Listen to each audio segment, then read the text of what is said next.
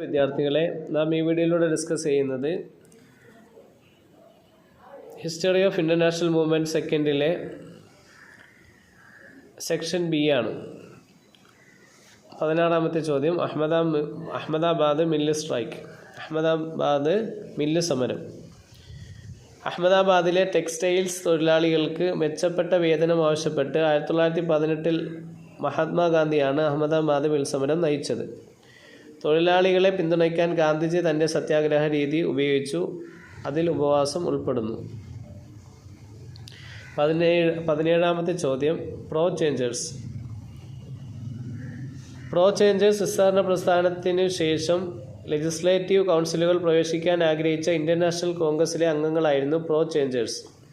സിസ്റ്റത്തെ പരിഷ്കരിക്കുന്നതിനുള്ള ഈ സമീപനത്തെ മോട്ടിലാൽ നെഹ്റു പോലുള്ള നേതാക്കൾ ഉള്ളിൽ നിന്ന് പിന്തുണച്ചു. 18 Hindustan Socialist Republican Association. Answer, സായുധ പോരാട്ടത്തിലൂടെ ബ്രിട്ടീഷ് ഭരണത്തിനെതിരെ പോരാടുന്നതിനായി 1928 രൂപീകരിച്ച ഒരു വിപ്ലവ സംഘടനയായിരുന്നു Hindustan Socialist Republican Association HSRI. നേതാക്കൾ ഭഗത് സിംഗ്, ചന്ദ്രശേഖർ ആസാദ് എന്നിവർ ഉൾപ്പെടുന്നു. 19 14 പോയിൻറ്റ്സ് ഓഫ് ജിന്നയുടെ 14 പോയിൻറ്റുകൾ. 1929 മുഹമ്മദ് അലി ജിന്നയാണ് 14 പോയിൻറ്റുകൾ നിർദ്ദേശിച്ചത്. ഇന്ത്യയിലെ മുസ്ലിമീങ്ങൾക്ക് ഭരണഘടനാപരമായ സുരക്ഷ ഉറപ്പാക്കണമെന്ന് അവർ ആവശ്യപ്പെട്ടു. 20 ദാർസന ഇൻസിഡൻറ്റ്, ധരാസന സംഭവം. ബ്രിട്ടീഷ് ഉപ്പ് കുത്തകയ്ക്കെതിരായ അഹിംസാത്മക പ്രതിഷേധമായിരുന്നു ധരാസന സംഭവം. 1930 മഹാത്മാഗാന്ധി ആരംഭിച്ച സിവിൽ നിയമന ലംഘന പ്രസ്ഥാനത്തിൻ്റെ ഭാഗമായിരുന്നു ഇത്. 21 സെക്കൻഡ് റൗണ്ട് ടേബിൾ കോൺഫറൻസ്, രണ്ടാം വട്ടമേശ സമ്മേളനം.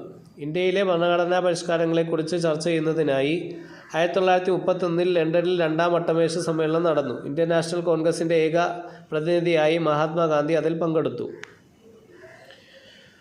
22 മീററ്റ് കോൺസ്പിറസി കേസ്, മീററ്റ് ഗൂഢാലോചന കേസ്. ബ്രിട്ടീഷ് ഭരണത്തെ അട്ടിമറിക്കാൻ ഗൂഢാലോചന നടത്തിയെന്ന് ആരോപിക്കപ്പെടുന്ന ഇന്ത്യൻ ട്രേഡ് യൂണിയൻ നേതാക്കൾക്കെതിരായ വിചാരണയായിരുന്നു മീററ്റ് ഗൂഢാലോചന കേസ്. 1929 ഇന്ത്യയിലെ കമ്മ്യൂണിസ്റ്റ് പ്രവർത്തനങ്ങൾ അടിച്ചമർത്തുക എന്നതായിരുന്നു ഇതിൻ്റെ ലക്ഷ്യം.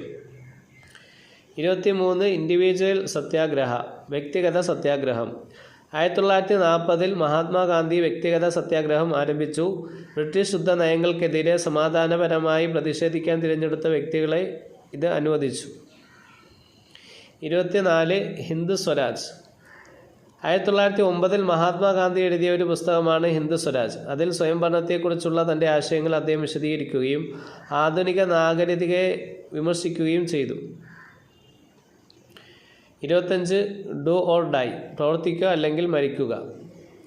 1942 ക്വിറ്റ് ഇന്ത്യ പ്രസ്ഥാനത്തിനിടെ മഹാത്മാഗാന്ധി നൽകിയ പ്രശസ്തമായ മുദ്രാവാക്യമായിരുന്നു ചെയ്യുക അല്ലെങ്കിൽ മരിക്കുക, ഡു ഓർ ഡൈ. ഇന്ത്യക്കാരോട് പൂർണ്ണ സ്വാതന്ത്ര്യത്തിനായി പോരാടാൻ അത് ആഹ്വാനം ചെയ്തു. 26 Azad Hind Fauj. Indian national army INA എന്നും അറിയപ്പെടുന്ന ആസാദ് ഹിന്ദ് ഫൗജ് 1943 സുഭാഷ് ചന്ദ്രബോസ് പുനഃസംഘടിപ്പിച്ചു. രണ്ടാം ലോക മഹായുദ്ധ സമയത്ത് ജാപ്പനീസ് പിന്തുണയോടെ ഇന്ത്യയുടെ സ്വാതന്ത്ര്യം ഉറപ്പാക്കുക എന്നതായിരുന്നു ഇതിൻ്റെ ലക്ഷ്യം. 27 all India Muslim league. All India Muslim league ഇന്ത്യയിലെ മുസ്ലിങ്ങളുടെ രാഷ്ട്രീയ അവകാശങ്ങൾ സംരക്ഷിക്കുന്നതിനായി 1906 സ്ഥാപിതമായി. പിന്നീട് മുഹമ്മദ് അലി ജിന്നയുടെ കീഴിൽ പാകിസ്ഥാൻ സൃഷ്ടിക്കുന്നതിൽ ഇതൊരു പ്രധാന പങ്ക് വഹിച്ചു. 28 ജൂൺ 3rd പ്ലാൻ. ജൂൺ 3-ാം പദ്ധതി 1947 മൗണ്ട് ബാറ്റൺ പ്രഭു പ്രഖ്യാപിച്ചു. ഇന്ത്യയായും പാകിസ്ഥാനായും വിഭജിക്കാൻ ഇത് നിർദ്ദേശിച്ചു. 29 പഞ്ചശീൽ. 1954 ഇന്ത്യയും ചൈനയും അംഗീകരിച്ച സമാധാനപരമായ സഹവർത്തിത്വത്തിൻ്റെ 5 തത്വങ്ങളെയാണ് പഞ്ചശീലം സൂചിപ്പിക്കുന്നത്. ജവഹർലാൽ നെഹ്റുവും ഷൗൻ എൻലായും ഇതിൽ ഒപ്പുവെച്ചു. 30 പൂന പാക്ട്, പൂന കരാർ. ബി ആർ അംബേദ്കറും മഹാത്മാഗാന്ധിയും തമ്മിലുള്ള ഒരു കരാറായിരുന്നു പൂന കരാർ. 1932. പ്രവിശ്യ നിയമസഭകളിൽ അടിച്ചമർത്തപ്പെട്ട വിഭാഗങ്ങൾക്ക് സംവരണം ചെയ്ത സീറ്റുകൾ ഇത് നൽകി. ഇതിൻ്റെ ആൻസർ വാട്സപ്പ് ചാനലിൽ നിന്ന് നിങ്ങൾക്ക് ലഭിക്കുന്നതാണ്. ഇതിൻ്റെ ആൻസർ കീ ലഭിക്കാൻ ഡിസ്ക്രിപ്ഷനിൽ കൊടുത്തിട്ടുള്ള വാട്സപ്പ് ചാനൽ ഫോളോ ചെയ്യുക. Thanks for watching.